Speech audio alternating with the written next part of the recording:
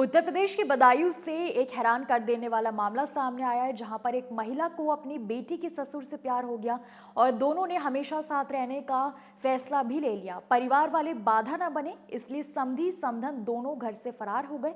ये रिपोर्ट देखिए।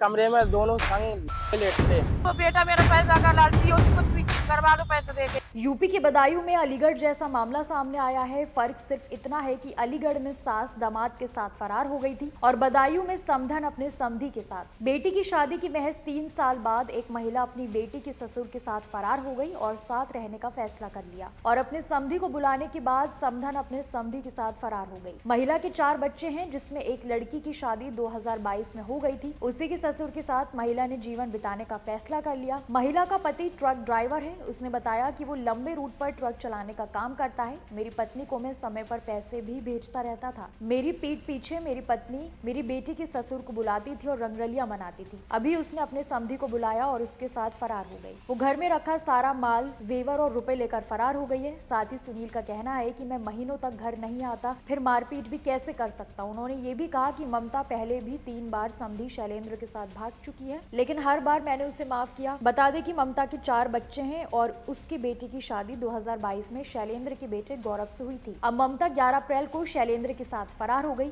इस मामले में महिला के बेटे का कहना है कि मेरे पापा घर पर नहीं रहते थे और मम्मी हर तीसरे दिन अपने समधी को बुलाती थी। कोई पैसे दे के नहीं बुलाया जा रहा है। हमने अपनी आंखों से खुद देखा है। अंदर वाले कमरे में दोनों संग लेटते। हमने आंखों से खुद देखा अपने। साथ ही आपको बता दें कि सचिन की मां ने इन सभी आरोपों को झूठा करार दिया है। उन्होंने रोते हुए बताया, और झूठी झूठी हमारे बारे में अफवाह निकलवा रहे हैं कि भाग गई, ये है कि वो है। ये जो समधी के साथ आपके आरोप लगाया गया, ये सब तरह से झूठ है सर। उनके पैसे कुछ आ रहे हैं 17,500 रुपए। तो हमसे कह रहे थे कि उनके पैसे नहीं देने। मैंने कहा उनके पैसे दे दो, तो कह रहे नहीं उनके पैसे नहीं देने सर। उन पे लालचन गलत लगाया गया है। समधी के साथ आप रहना चाहेंगे? हम सर हम मेहनत मजदूरी कर लेंगे, पति के साथ नहीं रहना चाहिए। जिस पति ने मेरी झूठी झूठी सिगरेट करी है सर, हमारे जितना था मायके से सब हमने बेच बाच के दे दिया। यहाँ तक कि हमारी माँ ने चौका बर्तन तक करके खिलाया इनको। इनकी पान पुड़िया बीड़ी सिगरेट तक का खर्चा दिया मेरी माँ ने।